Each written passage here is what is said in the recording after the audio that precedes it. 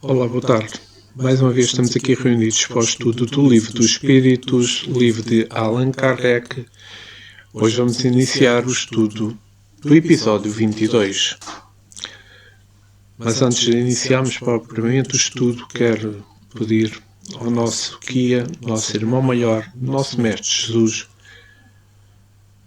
que nos dê o discernimento, a calma, a paz, para que todos possamos perceber bem estas respostas e perguntas que são feitas neste livro da filosofia espírita. Isto abrange os nossos guias, nossos amigos espirituais, que estejam connosco e nos ajudem a perceber da melhor forma possível. Obrigado, e que assim seja.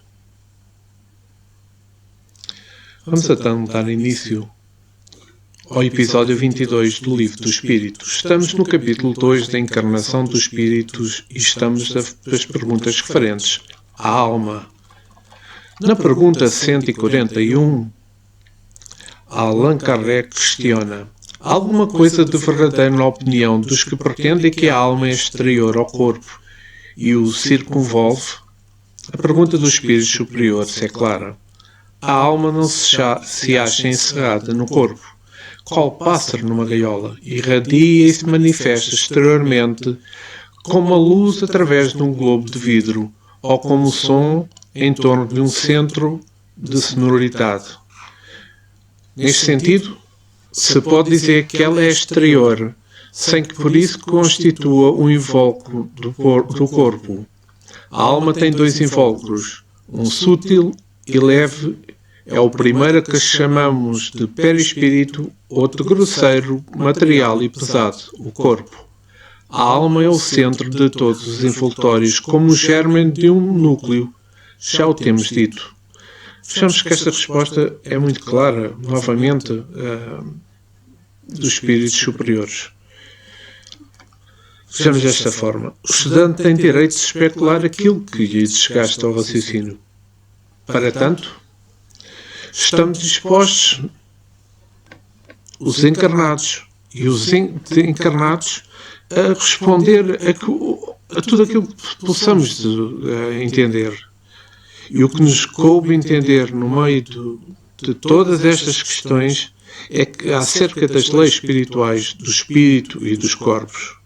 É possível dizer alguma coisa sobre o reino do espírito, seja qual for o corpo físico. Um reino passageiro, mas edificante. Quando aprendemos a aproveitar as oportunidades que temos. Sempre nos encontramos perguntas daqueles que estudam a doutrina do espiritismo sobre o local do corpo físico, em que se encontra o espírito. Se ele fica afastado do corpo, se dentro ou fora dele, como uma veste. Sendo a cabeça a sede do pensamento no estágio evolutivo em que se encontra o homem, eis que se apoia numa luz sobremaneira extraordinária, chama divina, na divina missão de crescer, com apoio mais acentuado nos centros de força coronários. Essa luz se irradia com mais intensidade envolvendo o coração, onde nascem os sentimentos. Não obstante, essa força de Deus ilumina todo o ser, desenvolvendo e fazendo desenvolver os principais centros de energia implantados no corpo espiritual, com correspondência das glândulas de secreção internas do soma humano. O espírito é ligado ao perispírito por junção atrativa do próprio magnetismo, que ele mesmo segrega nas suas fibras mais íntimas. Com os seus laços, e assim pode-se dizer, ele domina e garante a sua força pelo tempo for conveniente. E o corpo físico também, envolvido pelo magnetismo mais grosseiro do corpo espiritual, é dirigido e obediente à forma desse intermediário do espírito com o corpo.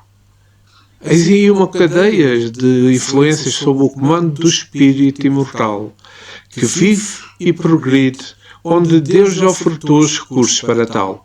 O corpo físico é, pois, um emaranhado de luzes intercruzando-se todos os tecidos e órgãos, com comando por sinais para todos os microcentros da vida de sorte a estabelecer harmonia no todo.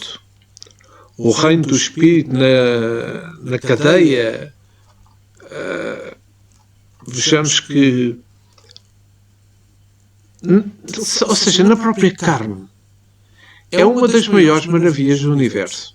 Ele é em miniatura, onde todas as leis devem ser observadas e obedecidas para que se estabeleça a paz com todas as suas províncias. Neste micro-universo, que é o corpo mais grosseiro da alma, se encontra espraiado na perfeita harmonia o fluido vital, de modo que sensibiliza todo o composto orgânico principal, o sistema nervoso, e de modo que o perispírito seja mais fiel ao comando do espírito na sua veste carnal. Periodicamente é dado liberar novas noções sobre a vida do espírito e a função do mundo.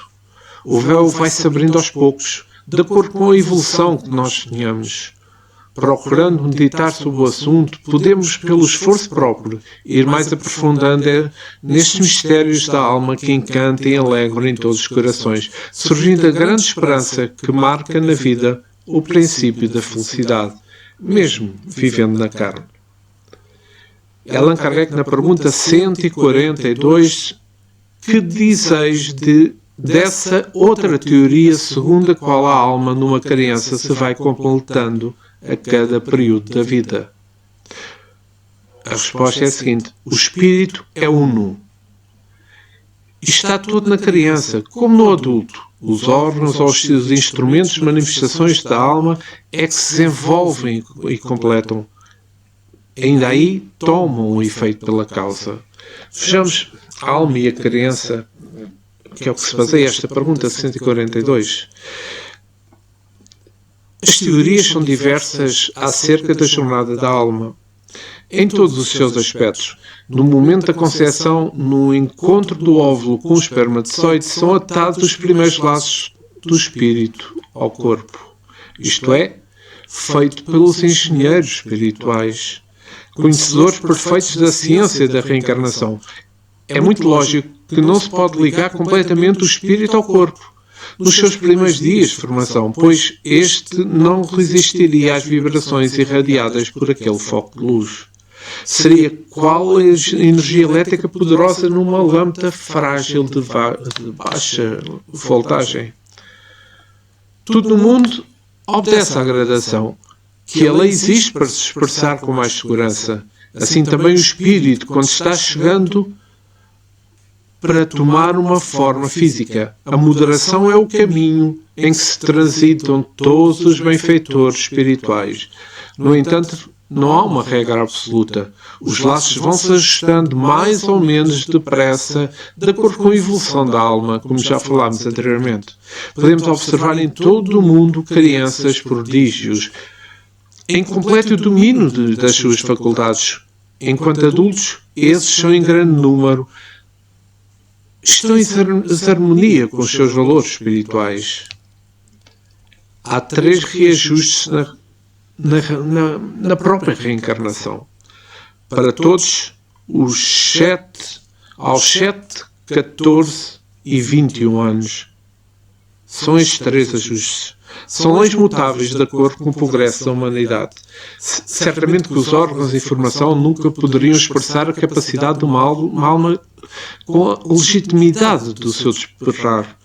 Mas o tempo lhe vai conferindo as condições e o espírito passa a mostrar o que ele verdadeiramente é. Em tudo se pode notar o domínio gradativo. O espírito é uma luz indivisível. Entretanto, pela vontade e com a permissão divina, adquire a forma que lhe aprover e faz surgir laços quando necessários para o seu próprio convívio com o corpo, instrumento que usa para a sua perfeição espiritual.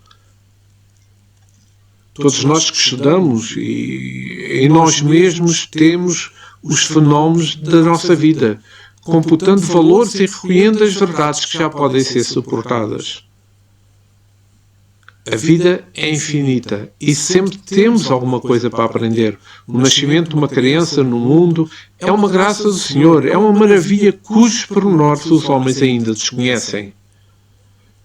Mas, com o tempo, a ciência revelará de modo a despertar nos nossos corações maior esperança e maior respeito por aqueles que verão nascer.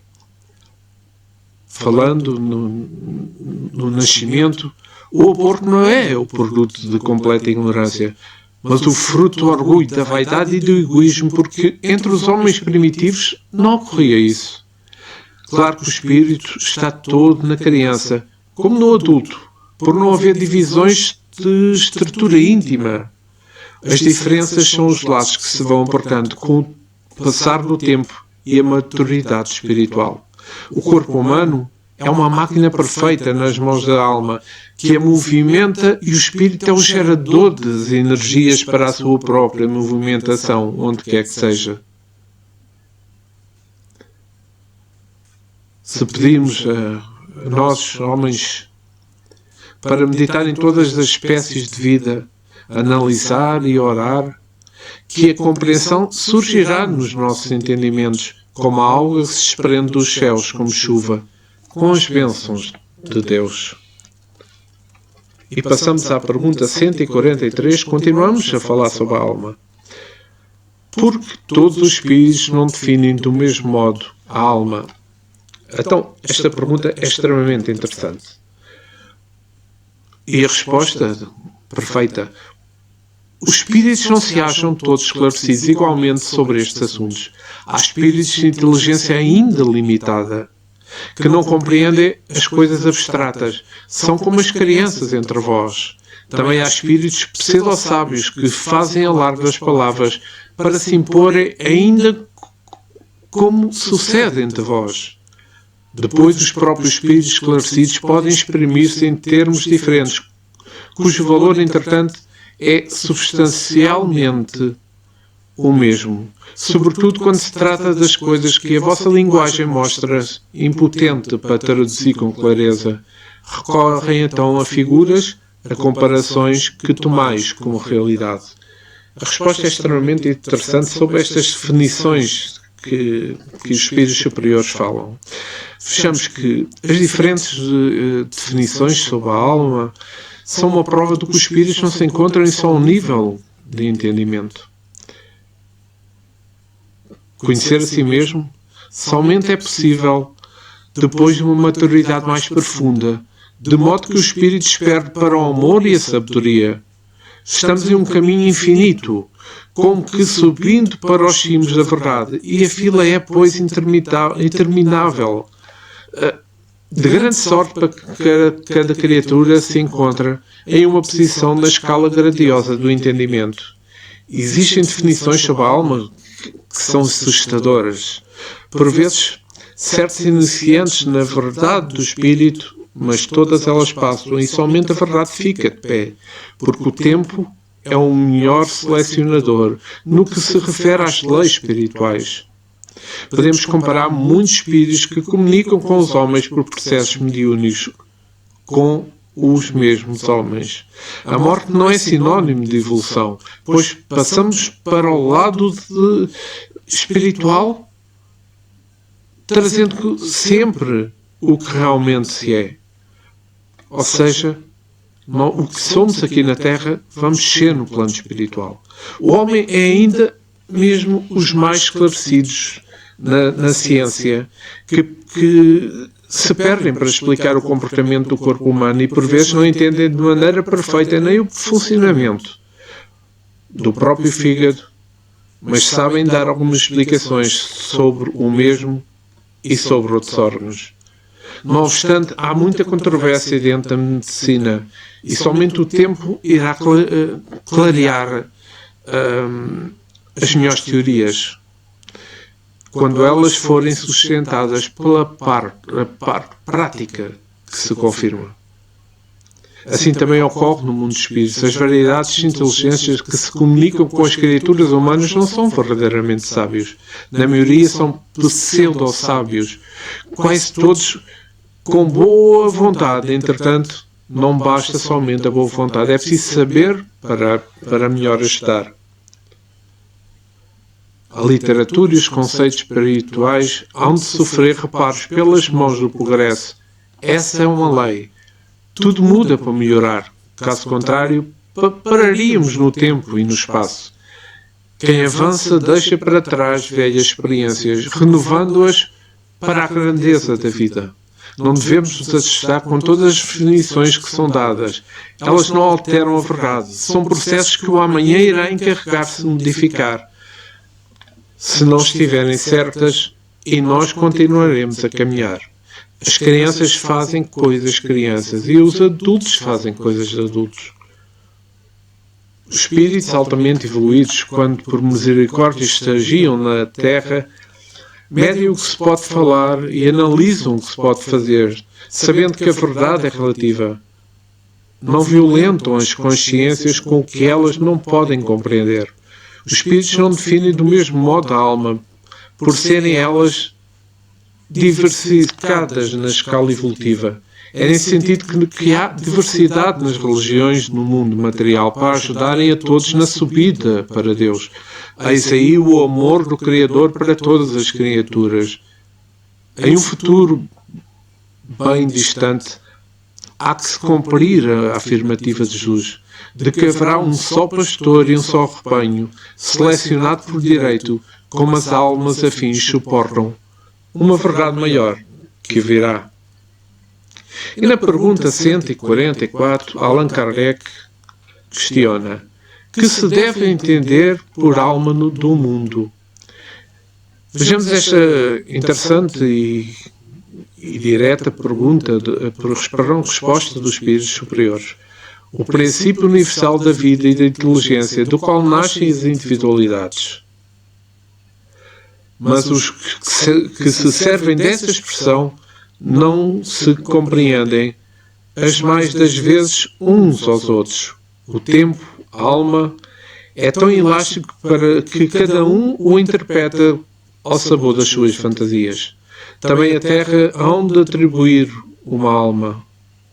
Na alma da Terra se deve entender o conjunto de espíritos abnegados que dirigem para o bem as vossas ações, quando escutais, e que, de certo modo, são os lugares tenentes de Deus com relação ao vosso planeta. Então, vamos aqui falar um pouco sobre a alma do mundo, como se referem aqui os espíritos superiores. Claro que tudo que existe, tudo se nota de uma forma.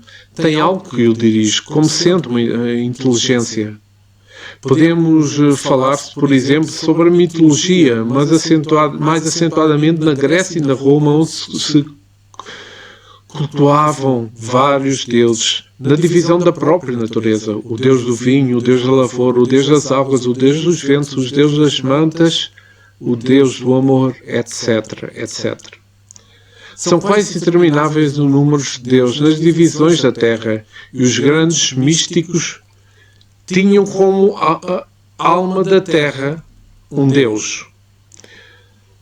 Não é como muitos que queiram talvez pensar que existe um espírito incorporado nestas religiões e nestas regiões, ou mesmo formas, como se encontra um corpo humano, no entanto. Espíritos abnegados estão presentes em todos esses departamentos, comandando-os para a sua harmonia da natureza, em nome do Criador, com a direção de nosso Senhor Jesus Cristo, no que se refere ao planeta onde estamos e onde estagiamos.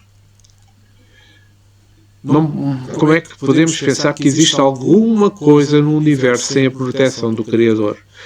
Tudo o que existe está sendo vigiado dentro da justiça, sob a égide do amor.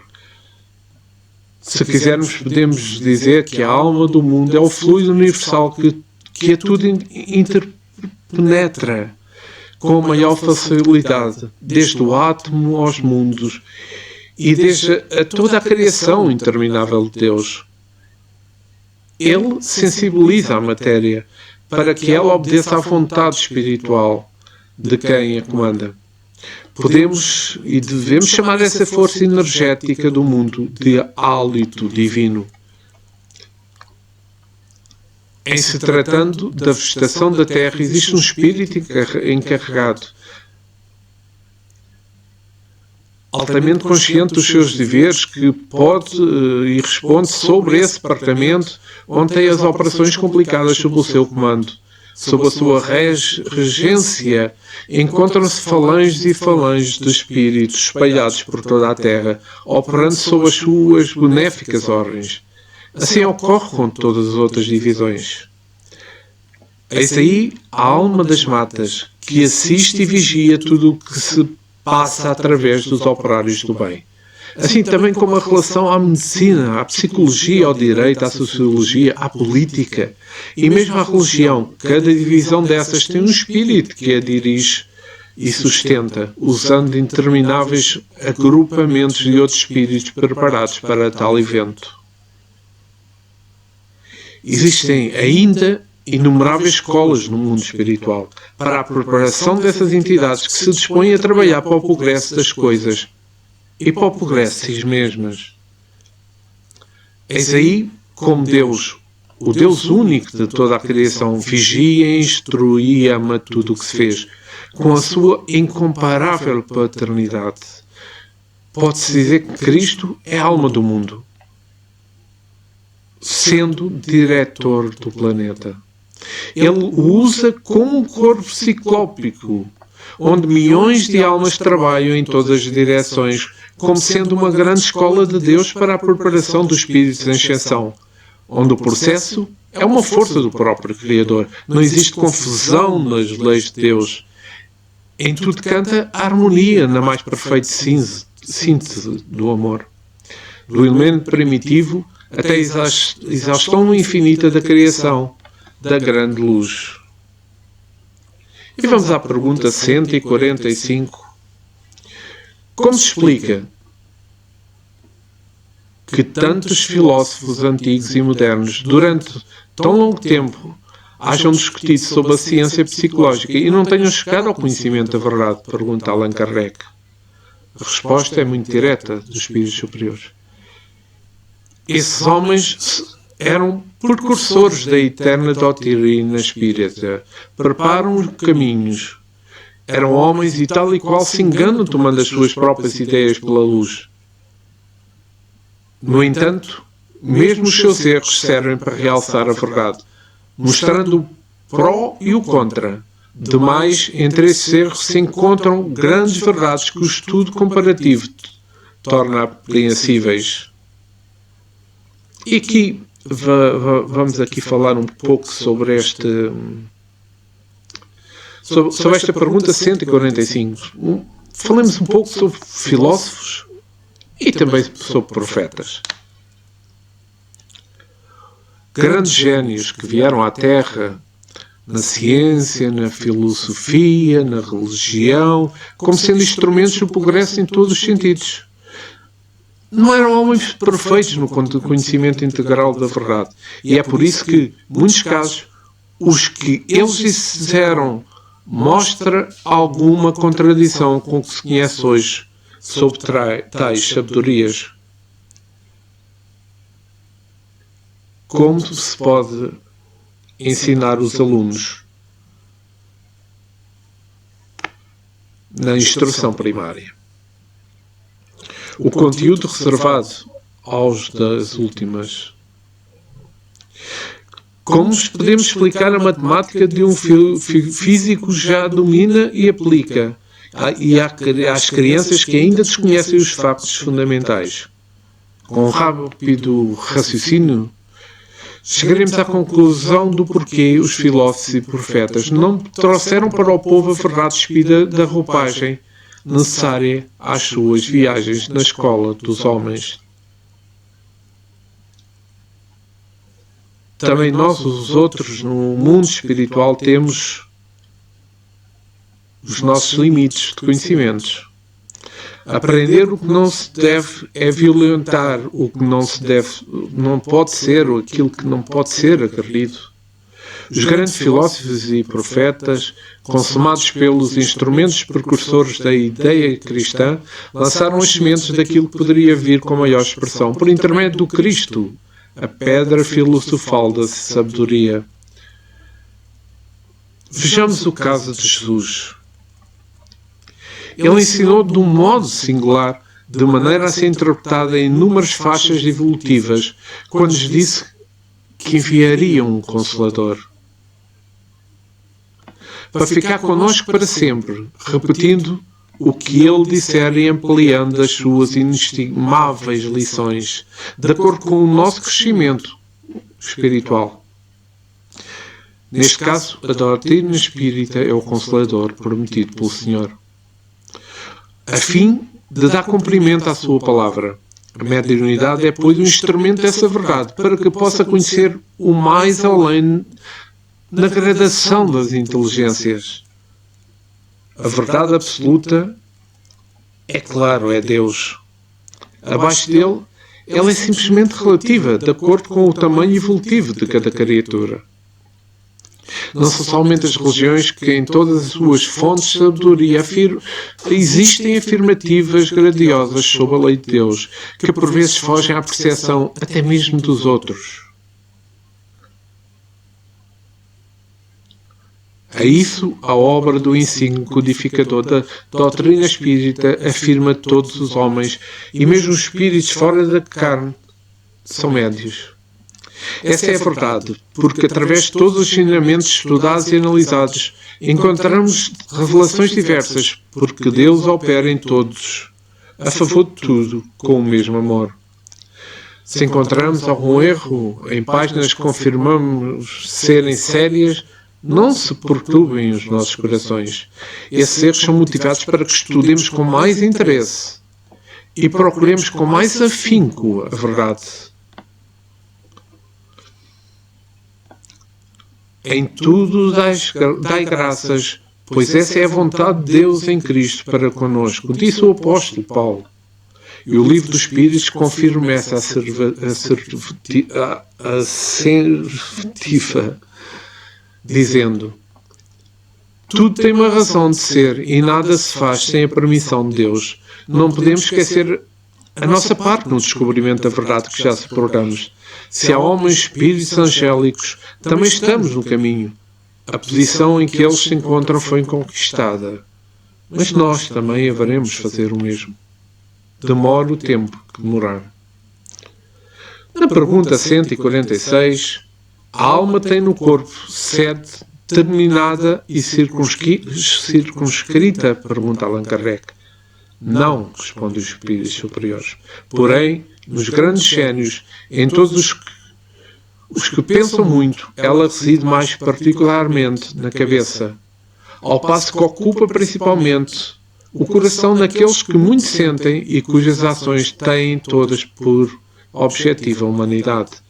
E Kardec reforça a pergunta: que se deve pensar da opinião dos que situam a alma num centro vital? A resposta: quer isso dizer que o espírito habita, de preferência, essa parte do vosso organismo, por ser aí o ponto de convergência de todas as sensações.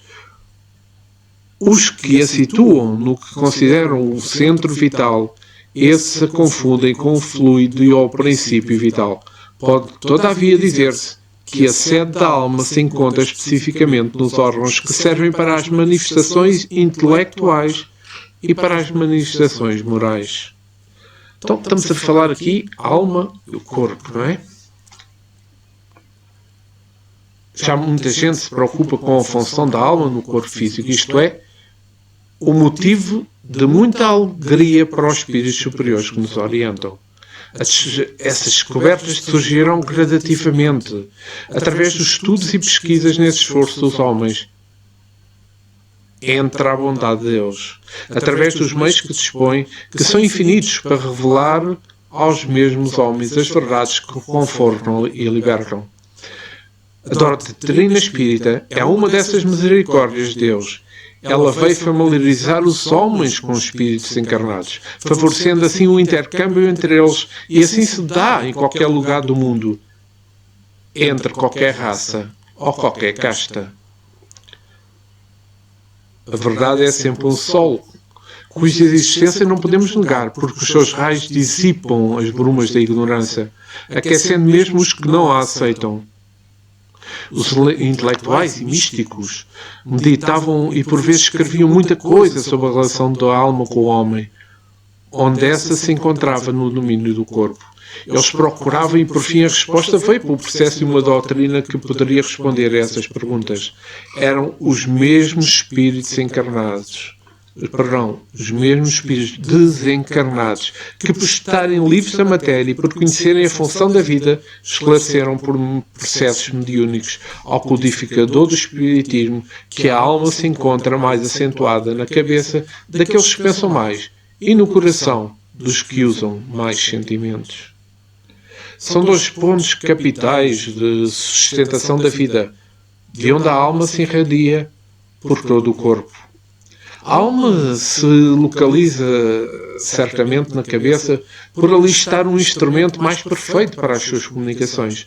O cérebro humano é ainda um tanto desconhecido pelos homens da ciência. O espírito comanda o corpo através dele, que tem, por intermédio, o fluido universal, força de grande afinidade com o perispírito, cadeia de luzes que se afiniza, apura e redistribui para a soma de todas as órgãos da vontade da alma. O corpo humano é, pois, a mais perfeita síntese do universo, capaz de no futuro adquirir a mesma harmonia da criação. Essa luz divina consciente se apoia no córtex cerebral, imita as suas forças através de duas glândulas situadas na cabeça, a pineal e a pituitária, canalizando para todas as outras da mesma família endócrina.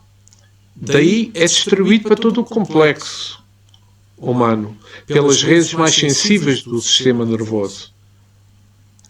Enfim, o espírito é luz acesa dentro do corpo de carne, para a sagrada missão de despertar todos os talentos espirituais que Deus colocou na sua consciência, com o processo de despertar demais para a alma mesmo. O espírito é a luz que, quando mais brilha, mais domínio tem sobre o seu instrumento. No homem primitivo, onde quase não existe a razão, o instinto direciona suas necessidades e seus lados mais ferozes, na extensão das suas sensibilidades. Mas o tempo se encarregará desse ajuste, para que tenha mais consciência dos deveres antes a vida, que lhe chama. A alma e o corpo se uniram para engrandecerem juntos. Essa é a grande finalidade. E vamos iniciar esta pergunta 147, estudando sobre o materialismo. E questiona Allan Kardec nesta pergunta 147, porque é que os anatomistas, os fisiologistas e, em geral, os que aprofundam a ciência da natureza são com tanta frequência levadas ao materialismo? E a resposta dos espíritos superiores é a seguinte: o fisiologista refere tudo o que vê. O orgulho dos homens que julgam saber tudo e não admitem que haja alguma coisa que lhes esteja acima do entendimento. A própria ciência que cultivam os enche de presunção. Pensam que a natureza nada lhes pode conservar oculto. Vejamos, é interessante isto. Estamos a falar aqui de uma dualidade. Ou seja, existem dois polos que não se tocam na visão humana, que desconhece a vida do espírito. Falta aos moralistas sentido, que registem a existência do espírito. O homem materialista vive e se preocupa somente com a vida física. Mesmo que na sua mente surgem alguns pensamentos, como avisos de que a vida continua depois do túmulo. Ele passa para o esquecimento dessas ideias, pelo medo e pelo orgulho, vaidade e desinteresse, sem que conscientizar da sublime verdade de que ninguém morre, que a vida continua em todos os rumos da criação de Deus. A dualidade é norma de segurança universal. Para que a vida física, se negamos a vida do espírito, esta é uma questão bastante importante.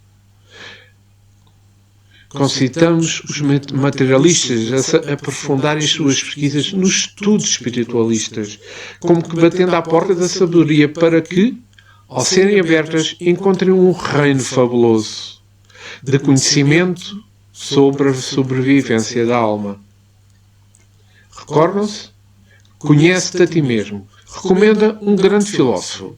Para conhecermos a nós mesmos, necessitamos nos aprofundar em todas as ciências, principalmente na ciência da vida, naquilo que se encontra por detrás do visível. Os próprios sábios modernos já constataram que aquilo que não se vê é o real. Negar o que não se pode compreender é conduta do Nécios. Estudar o que não se sabe é dever dos espíritos inteligentes. Os que amam música e se entregam à conquista dessa harmonia somente o fazem por processos onde a persistência e o estudo sério é a meta que não podem desconhecer. Os homens que estudam o corpo humano, que desejam conquistar esse saber, onde estão tão visíveis os traços da inteligência suprema, deixam-se quase sempre ser tomados por orgulho e nada querem ver além da matéria. Quando descobrem algo que a humanidade desconhecia sobre as leis que governam a argamassa fisiológica, o orgulho os impede de reconhecer aí as mãos do Criador e a vaidade deixa de lado os sentimentos que lhe falam da paternidade que criou, de uma sabedoria suprema que nos governa a todos. Desejam, por amor próprio, ficar somente nos efeitos, esquecendo a causa primária de todas as coisas, mas Deus, sendo todo por bondade e amor, ainda assim os ajuda nos trabalhos que podem auxiliar a humanidade e espera que, mais tarde, eles, os que dormem no que se refere ao Espírito, venham a acordar como tantos outros, reconhecendo o sol da vida, a central de luz que chamamos de Pai. A existência de Deus e todos os espíritos criados por Ele se evidencia para quem quer ver, quem quer sentir, em todos os fenómenos da própria natureza. Não pode existir a matéria sem o espírito, nem o espírito sem a matéria. A dualidade se completa para a glória da vida imortal. De onde saiu o espírito? Certamente respondemos de Deus. De onde saiu a matéria? A resposta deve ser a mesma, de Deus. Portanto, somos todos irmãos. E desse princípio deve nascer o respeito. E nessas mesmas linhas o amor. Certamente, somente o tempo pode abrir-nos os olhos, mas somente no sentido de conhecermos a verdade, aquela força que liberta todas as almas, fazendo-as sentir no céu da consciência a vida de Deus. E vamos mais uma pergunta sobre o materialismo colocada para Allan Kardec. Pergunta 148. Não é de lastimar que o materialismo seja uma consequência dos estudos que deveriam, contrariamente, mostrar ao homem a superioridade da inteligência que governa o mundo? Deve-se aí concluir que são perigosos? Pergunta Allan Kardec. Esta pergunta é bastante interessante por causa desta resposta. Não é o exato que o materialismo seja uma consequência desses estudos. O homem é que tira deles uma consequência falsa, sem responder, sem razão de lhes ser dada de usar tudo, mesmo das melhores coisas. Acresce que o nada os amedronta mais do que eles queriam que parecesse, e os espíritos fortes, quais sempre são antes fanfarrões do que bravos. Na sua maioria só são materialistas porque não têm como que encher o vazio do abismo que diante deles se abre. Mostrai uma âncora de salvação e a ela se agarrarão pressurosamente. Allan Kardec faz um comentário extremamente importante sobre esta pergunta. Por uma aberração da natureza, as pessoas pessoas há que só veem nos seres orgânicos a ação da matéria e a esta atribuem todos os nossos atos. No corpo humano apenas veem a máquina elétrica, somente pelo funcionamento dos órgãos estudaram o mecanismo da vida, cuja repetida extinção observaram por efeito de uma ruptura de um fio e não mais enxergaram nada além desse fio. Procuraram saber se alguma coisa restava e como nada acharam senão matéria que se tornara inerte. Como não viram a alma escapar-se, como não a puderam apanhar, concluíram que tudo se continha nas propriedades da matéria e que, portanto, à morte se seguia a aniquilação do pensamento. Triste consequência, se for a real, porque então o bem e o mal nada significariam. O homem teria razão para só pensar em si e para colocar acima de tudo a satisfação dos seus apetites materiais. Quebrados estariam os laços sociais e as mais santas afeições se romperiam para sempre. Felizmente, longe estão de ser gerais semelhantes ideias, o que se podem mesmo ter, por muito circunscritas, constituindo apenas opiniões individuais, pois que, em parte alguma, ainda formaram doutrina. Uma sociedade que se fundasse sobre tais bases traria em si os germes de sua dissolução, e os seus membros se entredevorariam como animais ferozes. O homem tem instintamente a convicção de que nem tudo se acaba com a vida. O nada lhe infunde horror, e é em vão que se obstina sob a ideia da vida futura. Ao soar um momento supremo, poucos são os que não inquirem do que vai ser deles, porque a ideia de deixar a vida para sempre algo oferece de pungente. Quem de facto poderia encarar uma indiferença, uma separação absoluta e eterna de tudo o que foi objeto do seu amor.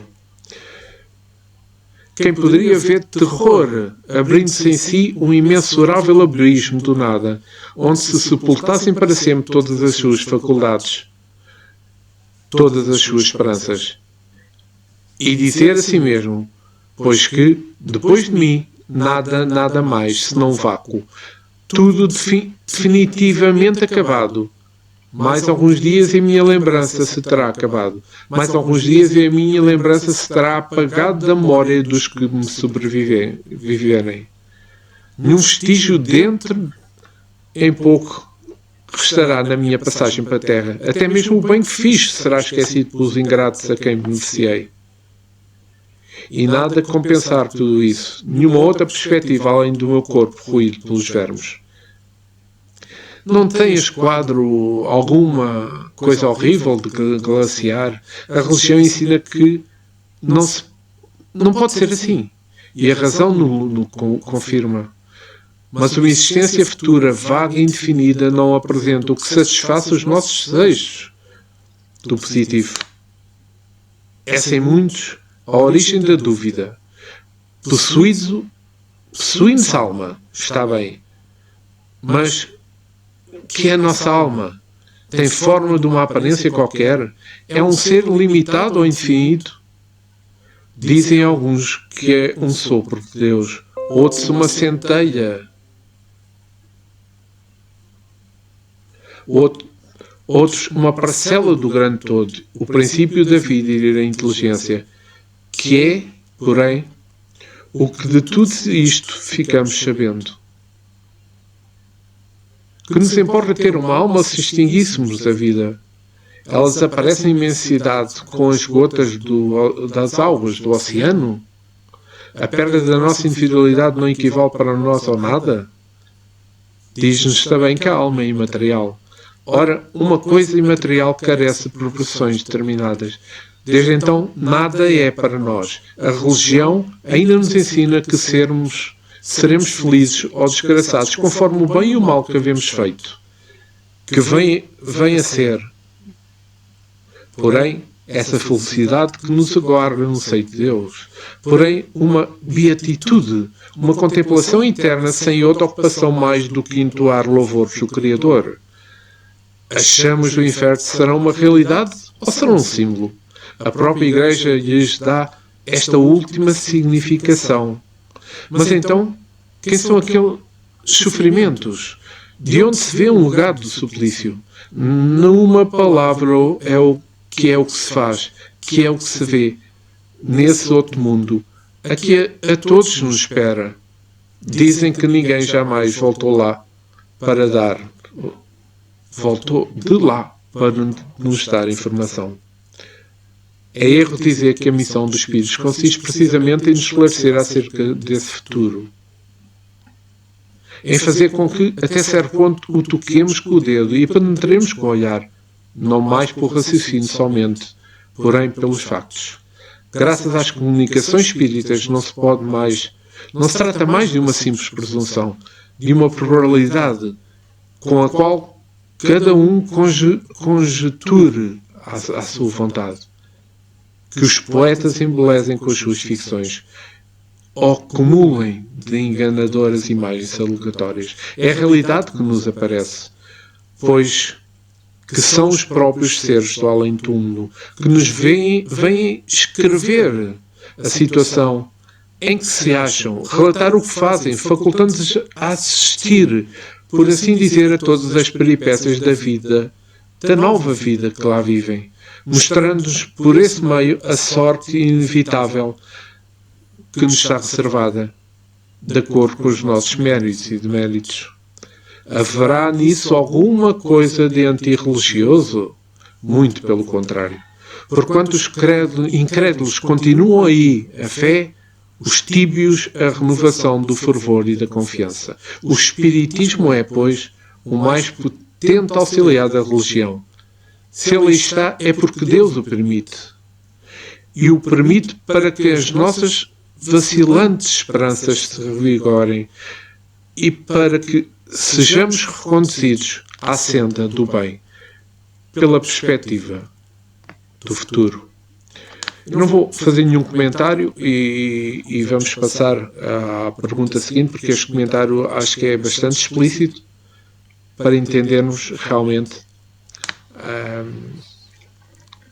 esta situação da comunicação dos espíritos, da alma, como vimos atrás no comentário de Kardec.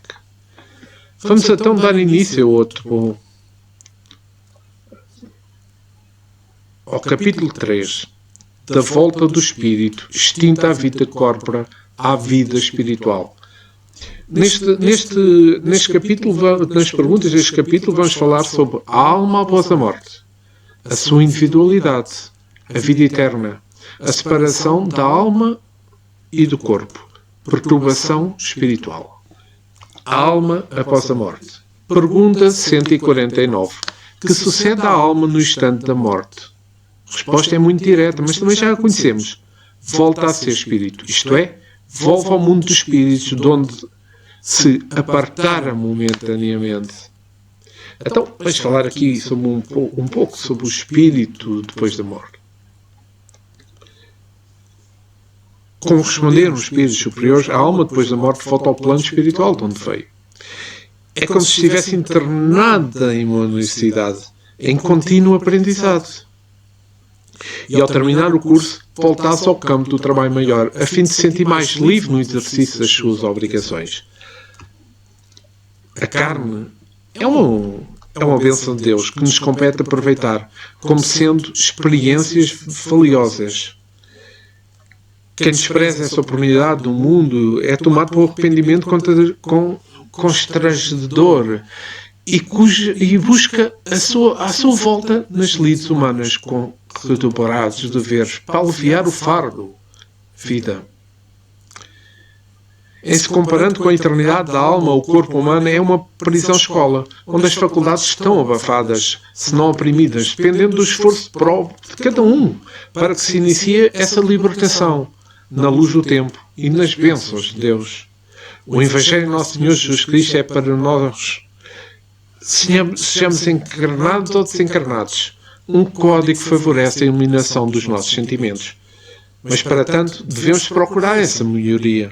A nossa parte, temos de fazê-la. E, para exemplo, podemos observar a vida de Jesus na subida do Calvário, vencendo todos os obstáculos e vivenciando tudo o que falou aos homens. Devemos estudar a questão das vidas sucessivas, que é a lei em todos os mundos. É um processo de evolução do espírito. Tudo existe para o nosso bem, esperando que nós alcancemos esses conhecimentos no avanço da nossa libertação. O espírito encarnado deve sempre meditar, sempre que possa, no mundo espiritual, nas comunicações dos espíritos com os homens e na reencarnação, pois o estudo dessa filosofia grandiosa se abrirá caminhos para os novos corações, dotando a inteligência de maiores poderes para suportar os entraves da vida e renovando forças para vencer todos os problemas. Aprenderá, assim, como conservar a alegria em todos os momentos, por saber que sempre está cercado de espíritos compatíveis com os seus pensamentos. Atraímos pelo que somos. As nossas companhias espirituais são de acordo com os nossos sentimentos. Porém, a misericórdia de Deus nos favorece a presença de anjos, mesmo vivendo na inferioridade, para despertar os nossos próprios valores. Assim sendo, cabe-nos a reconhecer que Deus é Pai de amor, começando a entender os chamados da consciência divina, para acendermos a luz entre nós pelos processos de uma vida reta, em caminhos favoráveis, onde Jesus está sempre nos dando as mãos e nos ensinando a caminhar. Desta maneira, quando chegar o momento da passagem para o mundo espiritual, estaremos nós encarnados preparados para tal evento, com calma, com esperança, preparado igualmente para voltar ao mundo quantas vezes forem necessárias para a sua felicidade. Neste clima de confiança de Deus, pedimos ao Senhor que nos ajude a compreender os desígnios do céu, tornando-nos luz, que possamos iluminar onde quer que passemos, servindo de instrumento para animar, ajudar a servir nossos irmãos que sofrem os desgastes da ignorância. E vamos à pergunta 150. A alma após a morte conserva a sua individualidade? A resposta é sim, jamais a perde. Que seria ela se não a conservasse? E Kardec volta a perguntar: como comprova a alma a sua individualidade, uma vez que não tem mais corpo material? E a resposta é a seguinte: continua a ter um fluido que é próprio, aurido na atmosfera do seu planeta, e que guarda a aparência da sua última reencarnação, seu perispírito. E Kardec volta a perguntar: a alma nada leva consigo deste mundo? A resposta é muito direta e é importante, vejam, nada, a não ser a lembrança e o desejo de ir para um mundo melhor. Lembrança dessa cheia de sura ou cheia de amargos, conforme o uso que ela fez na vida. Quanto mais pura for, melhor compreenderá a futilidade do que deixa na Terra. Vamos aqui falar um ser à parte. O que é que isto quererá dizer?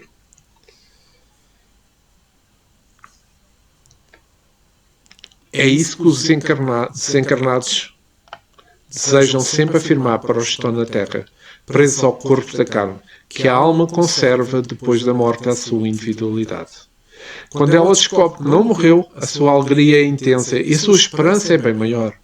Despertar em seu coração um desejo ardente de voltar ao convívio familiar, bem como os seus amigos, e dizer que ninguém morre, que a vida continua com amplitudes que os seres humanos, por vezes, desconhecem. Acontece muitas vezes o aparecimento do que partiu para os seus entes queridos, ou quando não consegue isso, alguns familiares que guardam fortes lembranças daquele que seguiu na espiritualidade. Essas provas surgem todos os dias, em locais variados, mas o aparecimento dos espíritos aos desencarnados se registra em todos os lados. E isso ocorre em todos os tempos da humanidade. O corpo é um instrumento cujo usuário é o espírito. Uma vez abandonado pelo espírito, o corpo fenece, perdendo toda a sua capacidade de comunicação com os outros.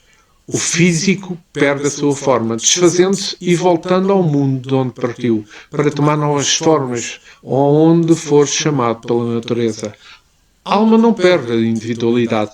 Ela abandona as suas vestes carnais, permanece em outro corpo sutil, que lhe é próprio para a sua continuação da imortalidade.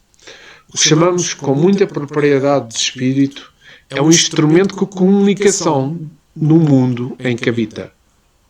Às vezes, permanece de uma forma que tinha quando encarnado, mas pode mudá-la usando a capacidade espiritual de que a sua posição no mundo adquirir. O corpo espiritual é sensível ao pensamento do espírito, que, pela vontade, pode transformá-lo como desejar. Se for chamado para trabalhar e mesmo renascer em outro mundo, o espírito deixa o perispírito condizente com o ambiente em que viveu e forma-se outro, de acordo com a natureza do planeta em que deverá habitar, para estar ligado à lei da harmonia daquele planeta que lhe servir de casa por um certo tempo.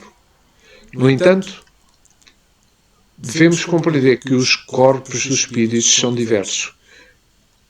Quanto mais ascende-se em evolução, mais corpos surgem como instrumentos da sua engenhosa personalidade. As percepções crescem pelo crescimento dos seus próprios aparelhos espirituais. Ainda é cedo para que possamos compreender o valor e as necessidades dos corpos espirituais da alma.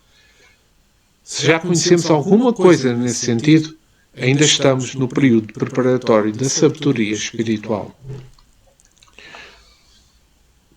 O seu maior serviço é libertar a natureza perde parcimónia dos conhecimentos, porque a verdade surgirá pela maturidade dos que procuram. O seu maior serviço é libertar as inteligências, doando-se da sabedoria e fazendo-se presente nos corações do amor. O que os homens precisam saber, e já alguns conhecem essa verdade, é que ninguém leva para o mundo espiritual o que possui de bens terrenos. Os verdadeiros valores que se carrega consigo são os valores morais. É nesse sentido que o Evangelho cresce, por ser ele o maior celeiro da vida, a nos ensinar a ajudar a despertar os nossos talentos em nossos corações. Então, a nossa individualidade torna-se um sol diante da vida. E vamos terminar este episódio 22 do estudo do Livro dos Espíritos de Allan Kardec, agradecendo ao nosso irmão maior Jesus, aos nossos guias, aos nossos amigos espirituais, por terem proporcionado este momento de paz, de harmonia, e que o entendimento tenha chegado a todos aqueles que irão ouvir. Neste momento, restamos o nosso muito obrigado e que assim seja. Obrigado por terem ouvido mais um episódio do estudo do Livro dos Espíritos. Voltarei em breve para a continuação do estudo desta grande obra do Espiritismo. Obrigado.